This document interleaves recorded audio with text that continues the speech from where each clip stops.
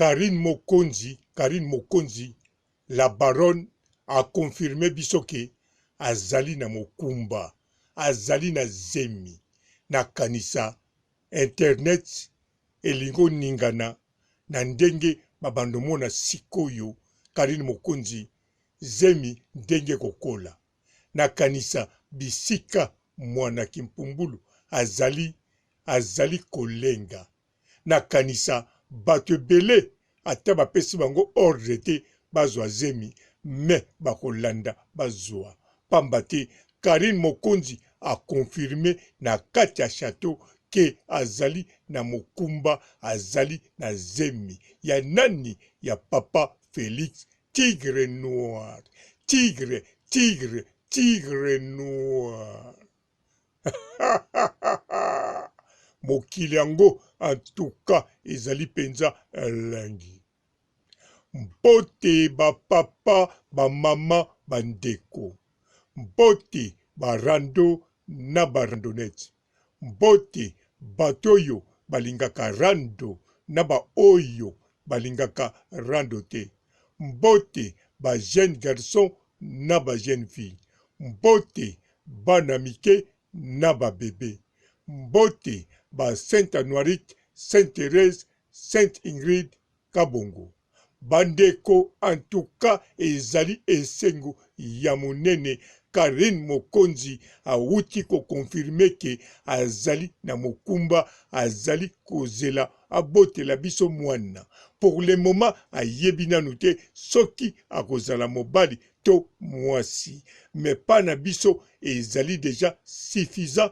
Karine Mokonzi azali na mokumba. Alors lokola Karine Mokonzi aza na mokumba, nazali si ba oyo nyoso babetaka tolo pona babota lokola ya biso ndeko. Jeli chopo aza ndeko na biso, ye na kanisa bisika aza nesengo mena kobanga. Aza kobanga parce que Karine Mokonzi aza siko na mokumba kaka te, me Karine Mokonzi soko boti na kanisa akosala kaka différence ya inane na ndambu aboti mwana mususu. Donc bana bakozala kaka na intervalle ya inane na ndambu. Elingi koloba boye mwana Karine liboso soko akomi na 5 ans, leki na ye akozala na 3 ans et demi. Alors Karine Mokonzi akotika tante ye bana akolandisa bango sima akopema, parce que soki asali bongo te azo kanisa nanu no akozala na tante abotaka bango par tranche différence ya 10 ans lokola ndeko na biso oyo mususu wana. Bon, ata totangi kombo te boyebi bino moko. Kobota oyo aboti turoyo ye moko alobaki aboti na difficulté ya kosakana te. Aboti azalaki même kokweya, elakisi asuki wana po mwana misato azo riske ekende soki ndenge nini. Po ndeko na biso alobi tango azalaki na Congo bazemi ezolongwa, tango akomi na Afrique du Sud aza kobota, aza na mokumba esali ye enyokoli ye, meme tango abotaki aza soki na biloko nini na se. Yango wana na kanisa mwana misato akobakisa te. Mais Karine Mokonzi difficulté nanu toyoki yango te, parce que akobota liboso yango yo mwana oyo azali komema ya tigre noir.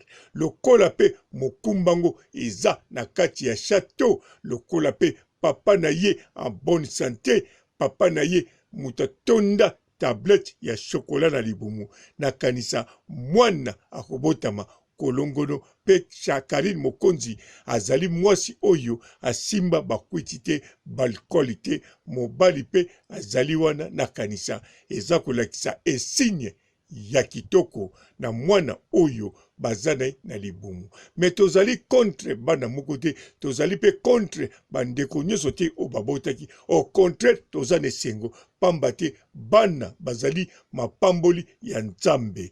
Ndeko mwasi pe oyo andimi abota abakisa batu na mokili. En tout cas, faut qu'on félicite ye parce que akeli moto oyo ako servir pona mokili oyo etambola malamu.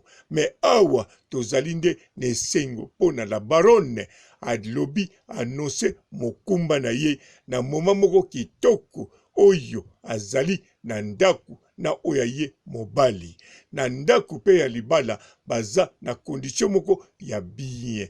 Bazali pe na position moko ya bien. Eloko moko ezangi bango wana te pe eloko moko ekozanga bango te. Po pe na libanda amour ya bana membre, amour ya ba mama autorité pe amour ya bandeko nyonso oyo na ba chinois spécialement oyo baza na sima Karine Mokonzi. Amour na bango ekotinda Karine Mokonzi abota mwana na facilité pambate Karine Mokonzi na moma oyo azuli mokumba ezali moma moko kitoko, ezali moma moko oyo Nzambe abongiseli ye. En tout cas, ezali kaka eloko yesengo na ba situation nyonso. Bandeko pe oyo bakolanda babota na sima. Problème ezate mutaza contre binote, mutu pe akotinda binote bosala course. Mais ekendeke kaka bongo Karine Mokonzi soko asali likambo ata pekisi ata tindi me bino bolandaka kaka eza mabete bolanda lokolo ya Karine Mokonzi ata bokobota na château te esala eloko te Yesu Masia pe abotamaki na château te. Mais il s'agit kaka soki bolandi ya bino la baronne tango ozali chroniqueuse. En tout cas ezali ma geste moko kaka ya kitoko, olandi exemple ya kitoko pe ya malamu.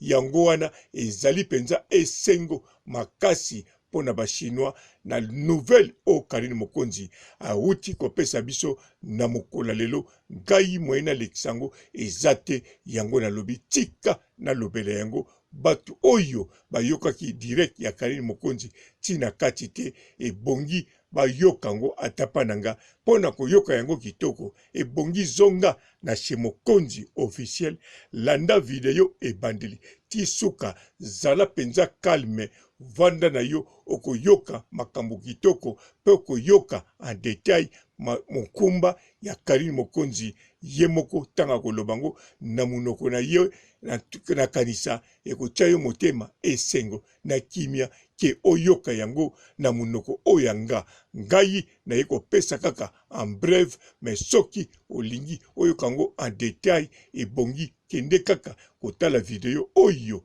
eza na chez Mokonzi officiel kuna okoyoka yango na kimia nyonso pe aza kolobango pe na kimia aza kolalisa misu na fier nyonso wana pe alateli biso kabelo oyo ezali kodondwa oyo ezali korenie avandi na kiti ya biro aza konyamu na mokongo pamba te azali mama oyo aza na mokumba oyo deja foko benga kai deja mama soki nani na soki si awa totikala malamu biso nyonso. Ciao.